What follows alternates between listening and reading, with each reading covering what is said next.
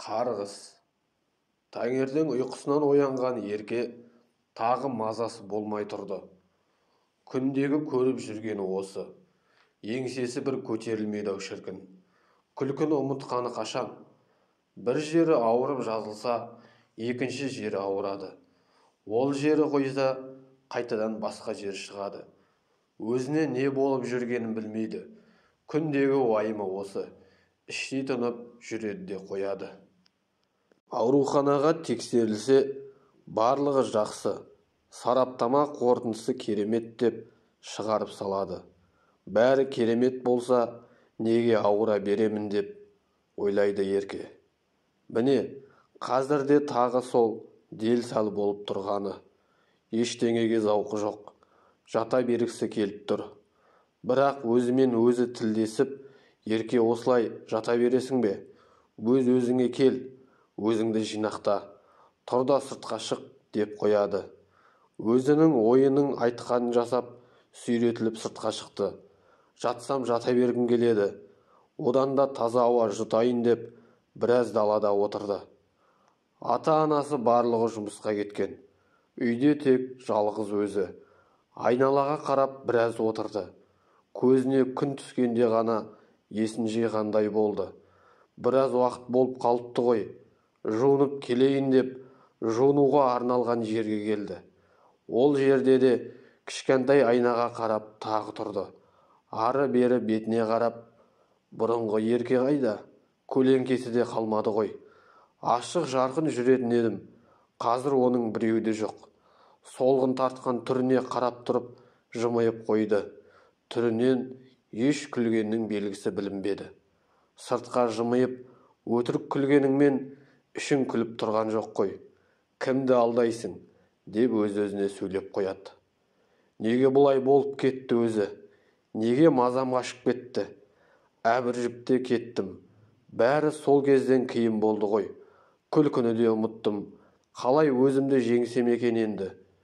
Өз ойымен арпалысқан ерке ішке кіріп, шай ішпестен тағы жатып қалды. Көз алдына құрбысының алдап ағасына апарып бергені бәрі келе берді.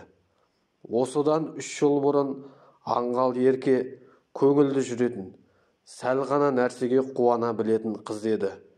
Қалай жұмысқа тұрды, Жансаямен танысты. Жансая аузын ашса жүрегі көрінетін қыз екен. Еркеге ұнай кетті. Өйткені өзі де сондай көңілді жүргенді қалайтын. Жансая екеу жақсы араласып кетті. Негізі Жансая қаланың қызы. Ауылда тек жұмыс үшін жүр. Өзі бір апаймен бірге бір бөлмені жалдап тұратын. Кейін ерке пәтерге ақша құртқанша бізге келіп тұрсаңшы деп ұсыныс тастады. Соны күткендей Жансая ол жақтан кетіп еркенің үйіне көшіп келді. Еркенің анасын әпшелеп, әкесін көкелеп тұратын. Бұлай көке әпшелеп жаны қалмай тұратын қызды кім жақтырмасын? Жансаяны еркенің ата-анасы да жақсы көріп кетті. Құшақ жая қарсы алып, барын алдына тосып отырса, кімнің кеткісі келеді?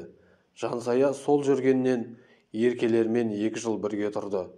Кейін жұмысын қалаға ауыстырды.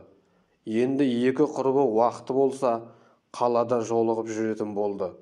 Сондай бір кездесудің соңы еркенің ақ босаған аттауымен аяқталды. Алдын ала еркенің қалаға келетінін біліп, Жансая бәрін ұйымдастырып қойған.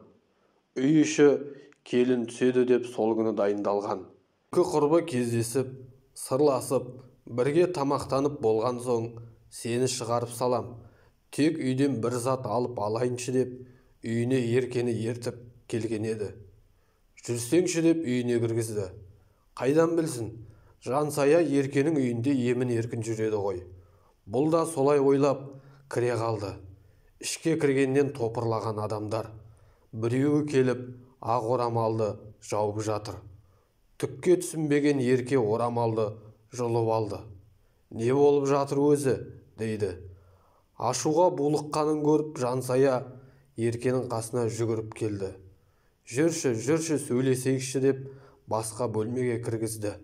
Кіре сала Ерке ренжімеші, өтініш, ашуланбаш. Сенімен жақсы құрбымын. Достығымыз ары қарай жалғасын тауып, маған жеңге болшы. Бір-бірімізді танеміз. Бөтен жер емес қой, деді. Не деп тұрсың, Жансая? Мен сенің ағама тұрмысқа шықпақ түгілі танымаймын да. Көрмегенмін де. Қызықсың сен. Болмайды. Мен кетем. Алдап алып келгенің не? Мұндайды алдын ала айтып, бірінші ағаңмен таныстырмадың ба? Мүмкін өзіміз сөйлесер медік. Енді келіп, сен ортаға түскенің не? Ағам момын, онша қыздармен сөйлесе алмайды. Аты Ғани, жасы 29-да. Мен осылай ортаға араласпасам, ол жүре береді. Ерке менің қандай екенімді білесің ғой. Айтшы, мен сияқты қайын сіңлің болғанын қаламайсың ба деп қиылып тұрды Жансая. Келіспей отырған Ерке де ойланып қалды. Жансая әп-әдемі, сүйкімді, жақсы ақкөңіл қыз. Мұны туған ата-анасы да, ағасы да жаман болмауы керек. Жасым да 24-тен асып кетіп бара жатыр. Мүмкін бірінші бақ деп осында қалғанымда дұрыс па екен? Мүмкін менің тағдырым осы шығар деп ойлады. Жарайды, Жансая, ағаңмен сөйлесіп көрейін деді. Қуанып кеткен Жансая жүгіріп барып ағасын ертіп келе қойды. Ағасы Еркенің ойлағанындай болмады. Түрі мүлде басқаша, басқа үйдің баласы дерсің. Бетінде тыртығы бар, шашы тым қысқа, арық келген қара жігіт екен. Мұны көрген Ерке кішкене алдыңғы ойынан айнығандай болды. Бірақ қайтадан сабасына түсті. Бұл да бір үйдің мәпелеп өсірген баласы. Олай төмендетпейін. Ешкім білмейді алдымызда не күтіп тұрғанын деп өзін-өзі басты. Не керек, түрін ұнатпаса да мінезі жақсы болар деп Ерке сол үйде келін болып қалды. Айыпшылар барып, қуғыншылар келіп, жөн жоралғы жасалды. Ертесіне кішігірім қылып беташар жасап берді. Барлық шамалары жеткені осы шығар деп мән бермеді. Барлық қонақтар үйлеріне тарап, Ерке енді өз қызметіне кірісті. Шашылған үй, ыдыс-аяқ бәрін түгелмен жинақтап, бөлмеге кіріп жатып қалды. Ол кезде Ғани бір жаққа шығып кеткен. Сол кеткенне мол кетіп, ертесіне бірақ оралды.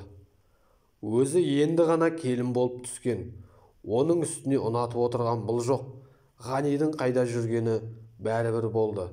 Солай келіндік қызметі жалғаса берді. Ғани бір күн үйде, бір күн түзде жүретін еді. Бірақ қайда кеттің деп сұрамайтын да. Ғани мен жаңа отбасы Ерке ойлағандай болмай шықты. Дөрекі, бір-бірімен айқайласып қала беретін отбасы екен. Шай ішіп отырса, ата-енесі ренжісіп қалса, айқайлап аузына келгенді айтып отыра беретін. Өздеріне үйреншікті жағдай секілдеді. Олардан туған ұлда қайда барсын? Бастапқы бір аптасында ғана момын сияқты болып жүрді. Кейін өзінің мінезін көрсетті. Сәл ойлағаны болмай қалса, қабағы түйіліп, көзі шатынап кететін. Ондай кезде Ерке қатты қорқатын. Өйткені түрі мүлде басқа болып кетеді. Кейде тек қабағын түйіп қана қоймай, бір жұдырық беріп отыра беретін болды. Әке-шешесі де бейғам отыра беретін. Неге ұрдың деген ойда келмейтін. Бір қарап шәйлерін қайта жалғастыра іше береді.